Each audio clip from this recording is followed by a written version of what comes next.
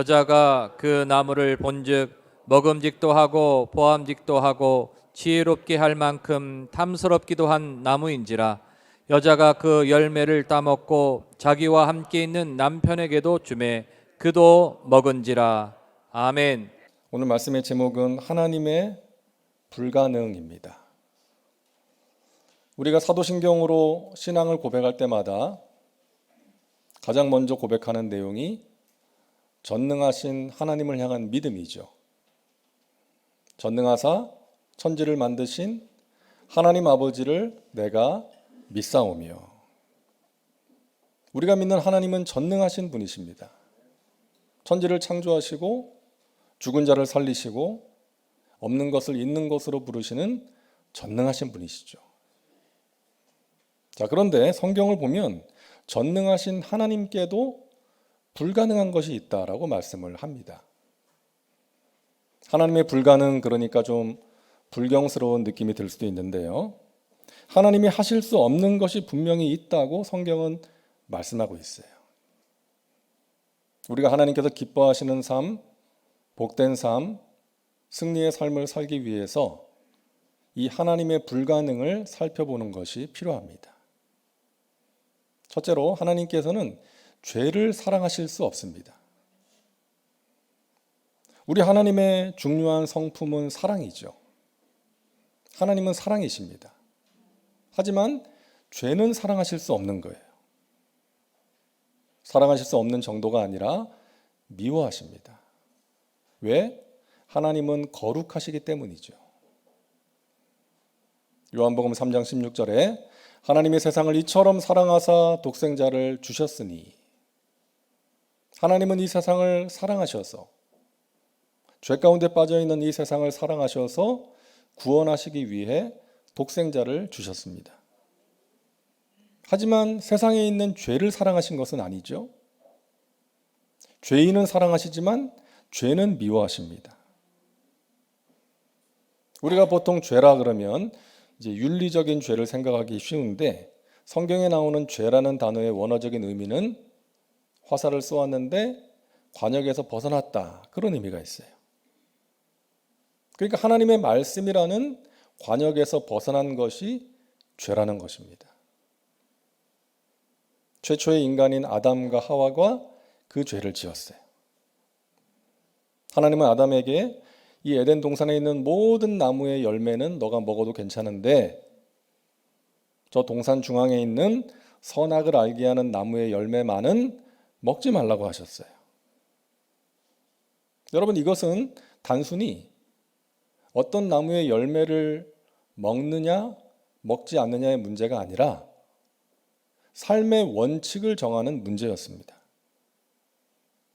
너가 앞으로 살아갈 때 너의 욕심을 따라 살 것이냐, 내 말을 따라 살 것이냐,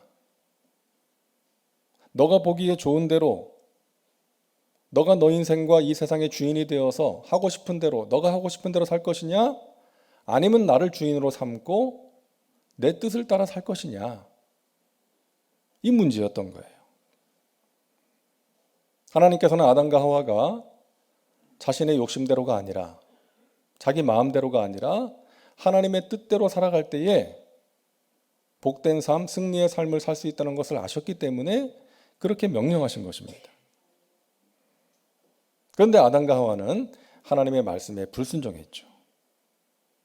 뱀의 유혹에 넘어갔습니다. 너가 그것을 먹으면 눈이 밝아져서 하나님처럼 될 거야. 너가 하고 싶은 대로 해. 너가 보기에 좋은 대로 살아. 네가 네 인생의 주인이 되어서 살아. 이 유혹에 넘어진 거예요. 여러분, 인류 최초의 이 죄를 통해서 우리가 알 수 있는 사실입니다. 죄란 무엇이냐? 하나님의 말씀대로 살지 않고 자신이 주인이 되어서 자기 욕심을 따라 자기 마음대로 사는 것, 이것이 성경이 말하는 죄라는 거예요. 이것이 불신앙의 죄, 불순종의 죄, 그리고 윤리적인 죄의 뿌리가 되는 것입니다. 죄의 삭은 뭐다? 사망이다. 죄를 가지고 하나님 나라에 들어갈 수가 없는 거예요. 죄를 가지고 하나님의 자녀가 될 수 없는 거예요. 그래서 예수님께서 이 세상에 인간의 몸을 입고 오셔서 십자가에서 피 흘려 돌아가심으로 우리의 죄를 대신 짊어지신 거예요. 그분을 믿음으로 우리가 죄에서 구원을 받게 된 줄로 믿습니다. 놀라운 은혜입니다. 근데 우리가 예수님을 믿음으로 구원받아 하나님의 자녀가 되었지만 그 후에도 알게 모르게 죄를 지을 때가 있잖아요. 우리가 생각하는 것으로 하나님께서 기뻐하시지 않는 생각을 할 때가 있고 하나님께서 미워하시는 행동을 할 때도 있습니다. 그런 말을 할 때도 있습니다. 하나님의 말씀에서 벗어난 삶을 살 때가 있는 것이죠. 그런데 구원받기 전과 구원받은 후의 차이가 뭐예요? 구원받기 전에는 우리가 죄에 매여서 죄에게 끌려다녔어요. 죄의 종으로 살았어요. 하지만 구원받은 후에는 우리 안에 그 죄를 이길 수 있는 힘이 생긴 것입니다. 바로 우리의 연약함을 도우시는 성령님이 우리와 함께 하시는 거예요. 우리는 성령의 도우심과 능력으로 죄를 이기고 하나님의 말씀을 따라 하나님께서 기뻐하시는 삶을 살 수가 있는 것입니다. 마귀는 지금도 이 죄를 통해서 우리를 넘어뜨리려고 하고 있어요. 그래서 하나님이 주시는 기쁨과 자유와 평안과 행복을 누리지 못하게 만들고 하나님께서 기뻐하시는 삶을 살지 못하게 만들고 하나님 나라와 영광을 위해서 귀하게 쓰임받는 삶을 살지 못하게 하는 거예요. 그래서 사도 베드로가 뭐라 그럽니까? 근신하라, 깨어라. 너희 대적 마귀가 우는 사자같이 두루다니며 삼킬 자를 찾고 있나니 너희는 믿음에 굳게 서서 그를 대적하라. 말씀하시는 것입니다. 여러분 로마서 1장을 보니까요. 욕심이 죄다.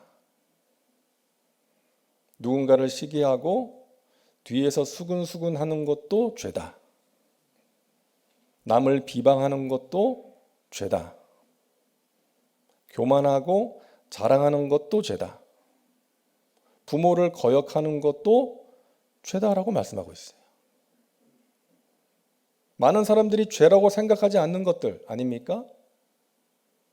누군가를 시기하고 뒤에서 수근수근하고 자랑하고 교만하고 남을 비방하고 이런 일들을 죄라고 생각하지 않고 많은 사람들이 살아가고 있어요.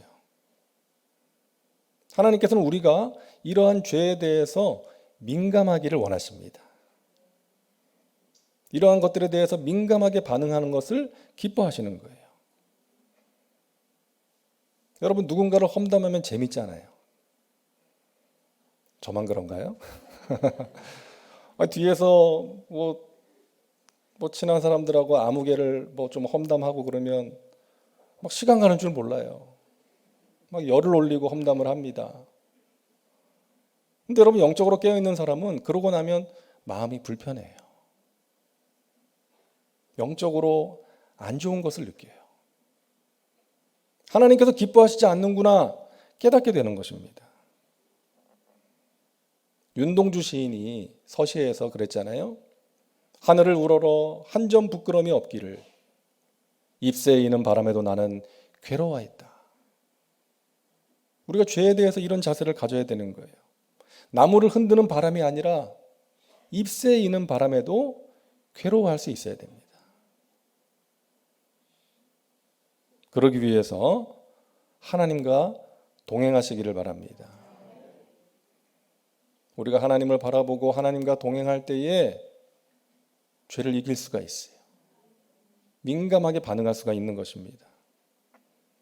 경찰이 보는 앞에서 죄 짓는 사람 없어요. 신호 위반하는 사람 없잖아요. 하나님과 동행하는 사람, 하나님을 바라보는 사람, 하나님을 의식하며 사는 사람은 죄를 이기며 살아갈 수가 있는 것입니다. 마음이 청결한 자가 하나님을 볼 것이라고 우리 예수님 말씀하셨잖아요. 여러분 하나님을 본다는 것이 어떤 의미입니까? 하나님의 뜻이 보이는 거예요. 하나님의 길이 보이는 것입니다. 하나님께서 무엇을 기뻐하시는지를 보이는 거예요. 보는 거예요. 하나님께서 함께 하시고 도와주시는 그 은혜를, 하나님의 임재를 체험하면서 살아가는 것입니다. 저와 여러분이 그런 사람 되시기를 간절히 바랍니다. 성령의 도우심과 능력으로, 성령님과 동행함으로 육체의 욕심을 이기며 하나님 기뻐하시는 승리의 삶을 살아가시기를 간절히 바랍니다. 둘째로, 하나님은 정욕을 위한 기도에 응답하실 수 없습니다. 우리가 하나님께 드리는 기도는 여러분 반드시 응답됩니다. 믿으시죠? 우리의 기도는 반드시 응답돼요. 세 가지 패턴으로 응답됩니다. 첫째는 yes, 그래, 내가 너가 구하는 것 들어줄게. 즉각적인 응답으로 다가올 때가 있고요. 두 번째는 wait, 기다려라. 우리가 어떤 경우에는 오랫동안 기다려야 될 때가 있어요. 하나님의 때를 기다려야 됩니다. 인내가 필요합니다. 그리고 셋째는 no라고 응답하시는 거예요. 안 돼. 하나님께서 거절하시는 것이죠. 너가 구하는 것은 해줄 수 없어. 여러분, 하나님께서 언제 no 하십니까? 우리가 욕심으로 구하거나 우리가 구하는 것이 하나님의 뜻에서 벗어난 것일 때 하나님께서 no 하십니다. 야고보서 4장 2절과 3절 우리 같이 읽겠습니다. 너희가 얻지 못함은 구하지 아니하기 때문이요 구하여도 받지 못함은 정욕으로 쓰려고 잘못 구하기 때문이라. 아멘. 어떤 분이 주식에 큰 돈을 투자하면서 기도했대요. 하나님 대박 나게 해주세요. 그러면 제가 교회에 헌금 많이 하겠습니다. 대박이 났을까요? 안 났죠. 손해를 봤대요. 여러분, 이분의 기도는 헌금이라는 명분을 앞세워서 자기 욕심을 채우기 위한 기도였어요. 그런 기도를 하나님께서 응답하실 수가 없는 것이죠. 근데 여러분, 그와 비슷한 기도를 하는 사람들이 있습니다. 자기가 원하는 것을 얻기 위해서 어떤 조건을 붙이는 거예요. 하나님과 거래를 하는 거예요. 하나님, 제가 40일 동안 작정하고 기도를 할 테니까 내가 원하는 거 들어주셔야 돼요. 안 들어주시면 저 어떻게 할지 몰라요. 하나님, 제가 봉사를 할 테니까 사업 잘 되게 해주시고 제 자녀들 잘 되게 해주세요. 제가 헌금 많이 할 테니까 돈 많이 벌게 해주세요. 이런 식의 기도예요. 여러분, 기도와 봉사와 헌금은 하나님을 향한 믿음으로, 하나님을 사랑하는 마음으로, 하나님의 은혜에 감사하는 마음으로 하는 거 아닙니까? 그것이 동기가 되어야 되는데 하나님으로부터 무언가를 받아내기 위한 도구가 되어서는 안 된다는 것입니다. 이런 경우는 내가 주인이에요. 내가 주인. 그리고 하나님은 내가 원하는 것을 들어주는 존재일 뿐인 것입니다. 하지만 하나님을 주인으로 모시고 사는 사람은 내가 원하는 것보다 하나님께서 무엇을 원하시는지에 관심을 갖는 거예요. 그것을 더 중요하게 생각하는 거예요. 그리고 하나님의 뜻을 알고 순종하기 위해서 기도하는 것입니다. 우리가 기도를 하다 보면 처음에는 내 욕심으로 구할 수 있어요. 하지만 기도를 하다 보면 그것을 깨닫고 내려놓게 되는 거예요. 하나님의 뜻을 깨닫게 되고 그 하나님의 뜻에 순종하기 위해서 나 자신을 쳐서 복종시키게 되는 것입니다. 먼저 하나님의 나라와 의를 구하게 되는 것이죠. 솔로몬이 왕이 되고 나서 1000번제를 드리지 않습니까? 그러자 하나님께서 솔로몬에게 말씀하셨어요. 너가 무엇을 원하느냐? 구하라. 그때 솔로몬이 자신을 위해서 부귀와 명예와 장수를 구하지 않고 하나님께서 맡겨주신 이 나라와 백성들을 잘 다스릴 수 있는 마음을 구했잖아요.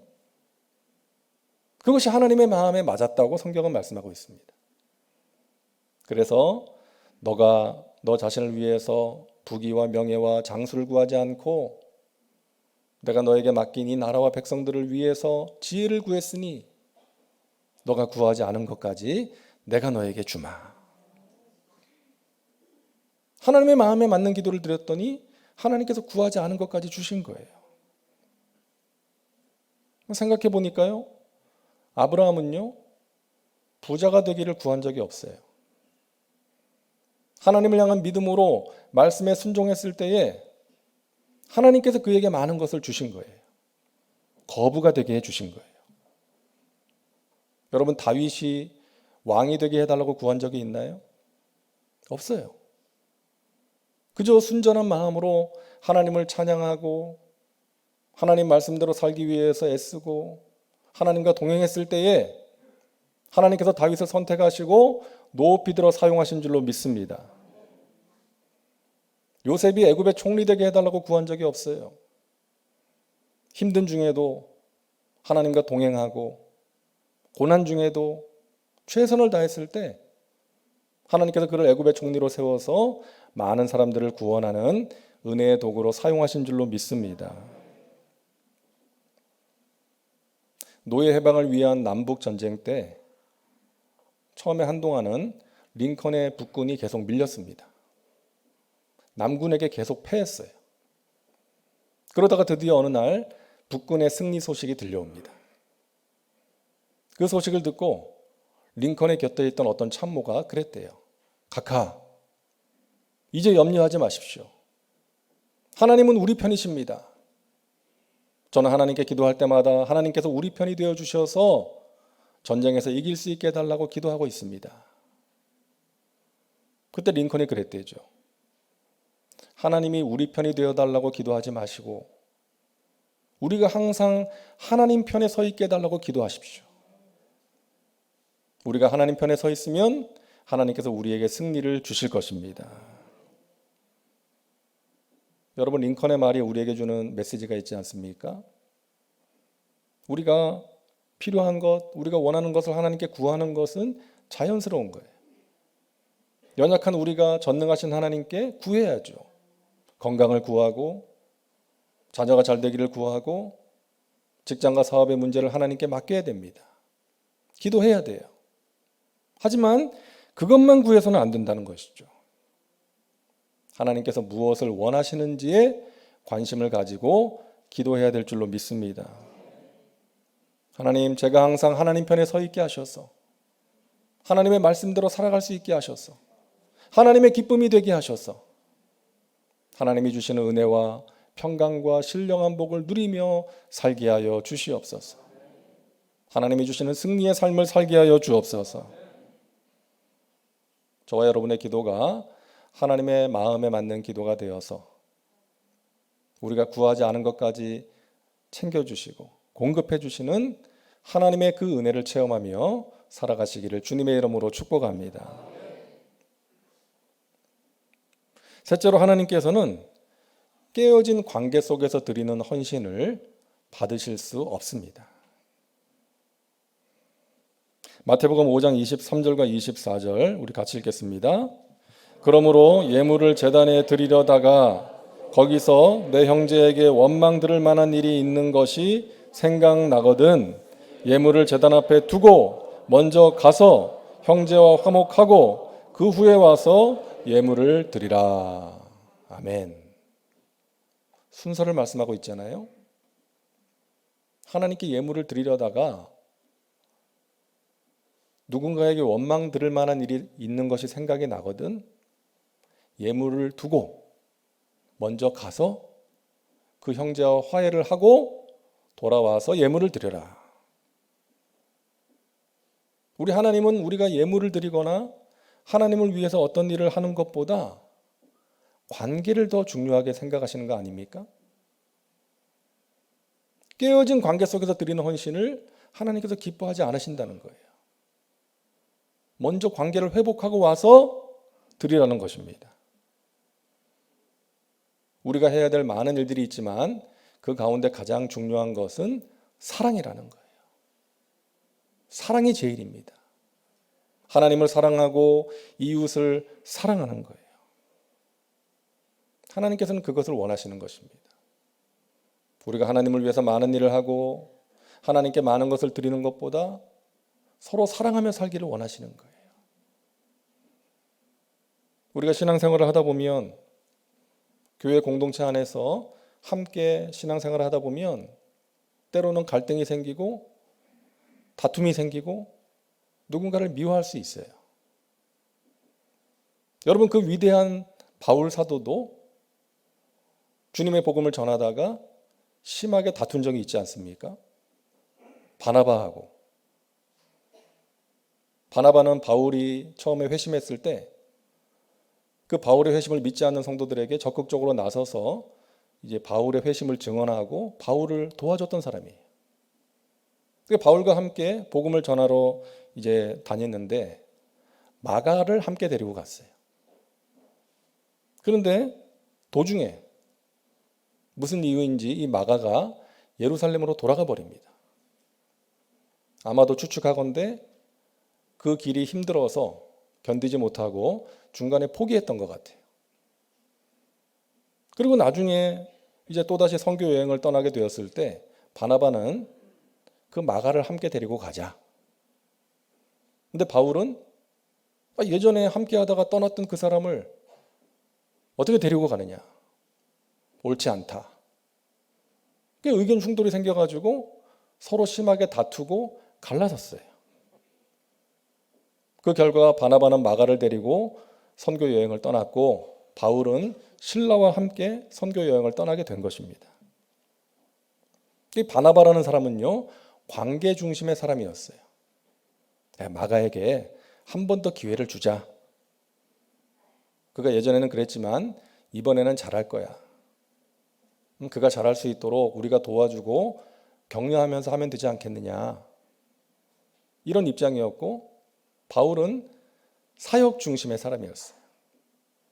과거에 그랬던 사람을 또 데리고 갔다가 또 그러면 사역을 망칠 수 있지 않느냐. 안 된다.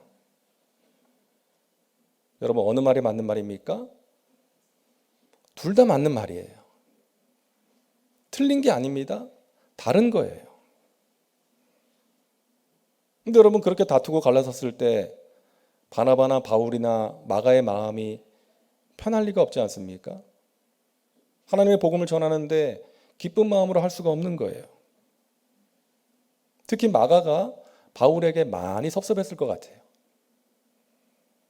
근데 여러분, 바나바나 바울이나 마가나 성령의 사람이고 하나님 앞에 깨어있는 사람이었기 때문에 아마도 하나님의 말씀을 들었을 거예요.